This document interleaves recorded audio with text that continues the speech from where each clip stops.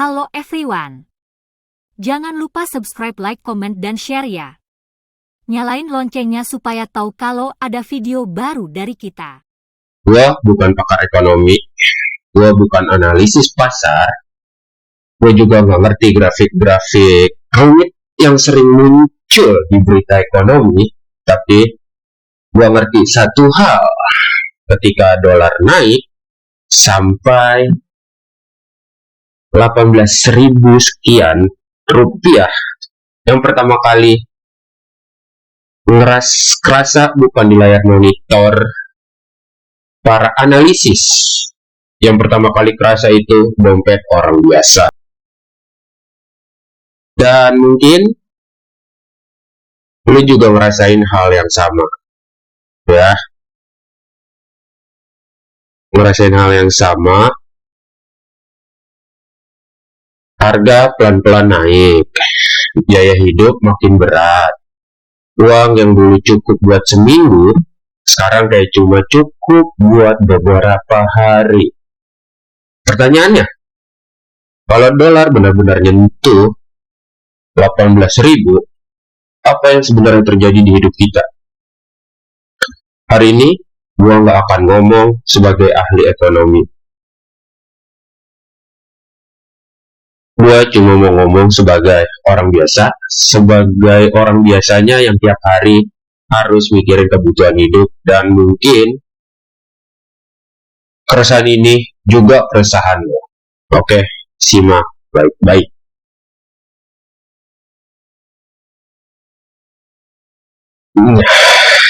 Halo semuanya, selamat datang di Outcome Channel di segmen Bacot Sebentar.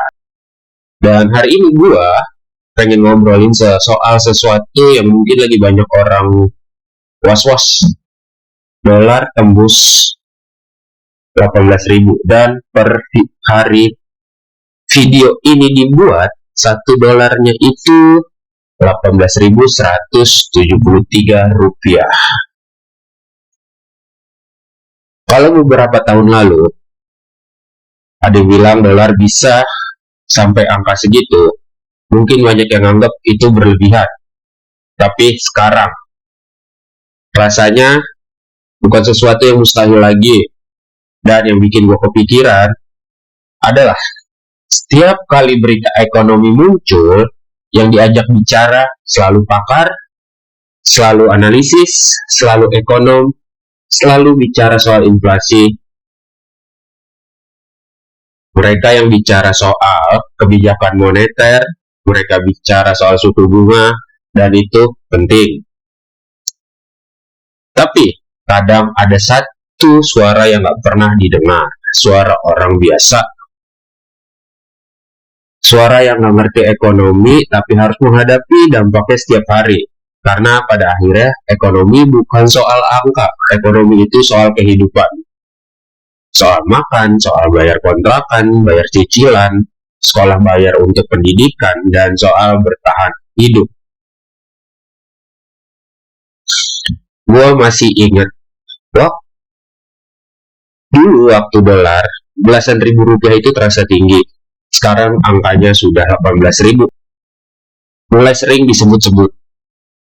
Dan jujur aja, sebagai orang awam atau orang biasa aja, yang langsung kepikiran bukan cadangan devisa negara. Yang kepikiran adalah harga-harga bakal gimana, karena pengalaman selama ini ngajarin kita satu hal. Kalau dolar naik, cepat atau lambat, harga barang ikut naik. Mungkin nggak semuanya, mungkin nggak langsung, tapi ujung-ujungnya pasti naik juga. Dan yang bikin capek adalah kenaikannya sering lebih cepat daripada kenaikan penghasilan kita saat ini. Mungkin ya. Coba lu pikir, berapa banyak barang yang kita pakai sehari-hari yang sebenarnya bergantung sama impor. Handphone, laptop, komponen kendaraan, terus obat-obatan, terus bahan baku makanan. Bahkan banyak produk lokal ternyata bahan bakunya datang dari luar negeri. Jadi, ketika dolar naik, biaya produksinya juga naik tentunya. Harga jual juga naik, harus itu tetap naik. Dan yang bayar siapa? Kita, konsumen orang biasa. Kadang ada yang bilang, tenang aja, ekonomi Indonesia kuat. Tapi masalahnya, ketika ekonomi disebut kuat, banyak orang yang masih merasa hidupnya makin berat. Dan itu kenyataan yang nggak bisa diabaikan sama sekali. Karena ada perbedaan antara ekonomi makro dan kehidupan sehari-hari. Di atas kertas mungkin pertumbuhan ekonomi bagus, tapi di dapur rumah belum tentu terasa. Dan yang bikin gue agak sedih adalah banyak orang yang sekarang bekerja lebih keras dibandingkan beberapa tahun lalu. Jam kerja lebih panjang, tekanan lebih besar, terus tapi daya belinya malah terasa menurun. Seolah-olah kita berlari, tapi garis finishnya terus menjauh. Semakin dikejar, semakin menjauh. Kalau dolar hari ini 8 sampai 18 ribu, yang paling takut bukan orang kaya, coy. Orang kaya pasti tetap punya cara, yang paling takut adalah kelas menengah dan kelas bawah. Orang yang hidupnya dari gaji bulanan, orang yang selalu ada pengeluaran mendadak, langsung pusing, orang yang tabungannya tipis, atau bahkan nggak punya tabungan sama sekali. Dan gue rasa keresahan terbesar bukan soal angka 18 ribunya, tapi soal ketidakpastian. Karena manusia bisa menghadapi kesulitan, tapi manusia susah menghadapi ketidakpastian. Kita bisa menerima keadaan sulit, kalau tahu kapan berakhir ya. Masalahnya sekarang, banyak orang yang nggak tahu besok harga naik lagi atau enggak, tahun depan biaya hidup makin berat apa enggak, pekerjaan masih aman atau enggak. Itu yang bikin orang stres. Media sering memberitakan angka, tapi jarang banget yang ngeberitain perasaan. Padahal di balik angka kurs dolar, ada jutaan orang yang lagi khawatir. Ada pedagang kecil yang bingung harga bahan bakunya naik. Ada pekerja yang bingung, gajinya nggak naik.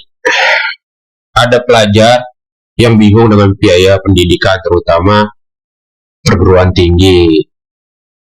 Ada keluarga yang sedang menghitung ulang seluruh pengeluarannya. Kadang gue pikir, kenapa hidup terasa semakin mahal? Apakah karena kita kurang bekerja keras? Belum tentu. Sekarang justru banyak orang yang kerja mati-matian. Masalah adalah biaya hidup naik lebih cepat daripada kemampuan kita mengejarnya. Dan itu bukan cuma dirasakan satu atau dua orang, tapi banyak orang. Gue sering lihat fenomena menarik. Orang-orang sekarang makin sering mencari penghasilan tambahan, freelance, jualan online, affiliate, content creator, apapun dilakukan untuk sekarang. Karena satu penghasilan kadang nggak cukup.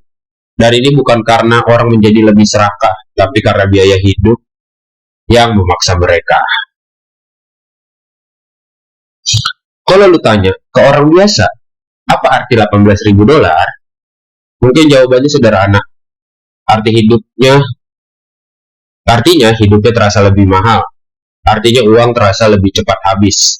Artinya masa depan terasa sedikit lebih menakutkan. Dan menurut gua, keresahan seperti ini valid. Nggak perlu jadi ekonom yang merasa khawatir, karena yang sedang dipertaruhkan adalah kehidupan sehari-hari.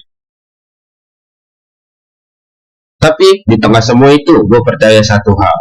Masyarakat Indonesia punya kemampuan bertahan yang luar biasa. Kita pernah melewatin banyak krisis. Kita pernah melewatin masa-masa sulit. Kita tetap berdiri bukan karena hidup mudah, tapi karena kita terpaksa kuat. Walaupun begitu, menurut gue, kita nggak seharusnya terus-terusan dipaksa kuat. Nggak seharusnya setiap masalah diselesaikan dengan kalimat yang penting bersyukur. Karena bersyukur memang itu penting. Tapi harga kebutuhan tetap harus dibayar. Tagihan tetap datang, biaya hidup tetap berjalan, realitas tetap ada. Dan mungkin inilah alasan kenapa gue buat episode ini. Bukan untuk ngajarin ekonominya, bukan untuk memberikan solusi besar, tapi untuk mengatakan bahwa perasaan orang biasa juga layak didengar. Karena seringkali yang paling merasakan dampak sebuah kebijakan bukan mereka yang duduk di ruang rapat, tapi mereka yang berdiri di antrian sembako, mereka yang menghitung sisa saldo rekening mereka, mereka yang setiap malam memikirkan cara bertahan sampai akhir bulan. Mungkin hari ini dolar 18.000. Besok kita besok bisa lebih rendah.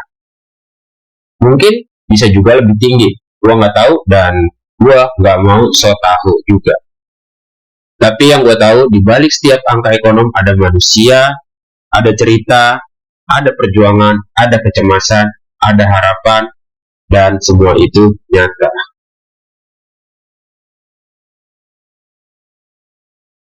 Jadi, kalau hari ini lo merasa khawatir lihat berita dolar tembus 18.000 rupiah, lo gak sendirian. Gue juga bukan pakar ekonomi, gue gak punya rumus ajaib menjelaskan semuanya.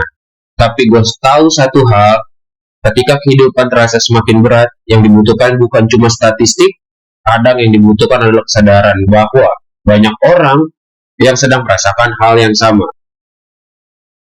Semoga keadaan membaik, semoga biaya hidup tidak semakin menekan, dan semoga kerja keras orang biasa masih punya nilai yang layak untuk diperjuangkan. Karena pada akhirnya ekonomi bukan cuma soal angka, bukan cuma soal dolar dan rupiah. Ekonomi adalah tentang manusia, tentang keluarga, tentang masa depan, dan tentang bagaimana kita semua bisa hidup dengan lebih tenang. Dan itu aja pembahasan kali ini di channel Outcome, di Outcome Channel, di segmen Bacot Sebentar. Gue pamit. Terima kasih buat lo yang udah dengerin sampai akhir. Jaga diri dan jaga harapan. Dan sampai ketemu di episode berikut ya. Gue Mr. GE undur pamit. Bye-bye.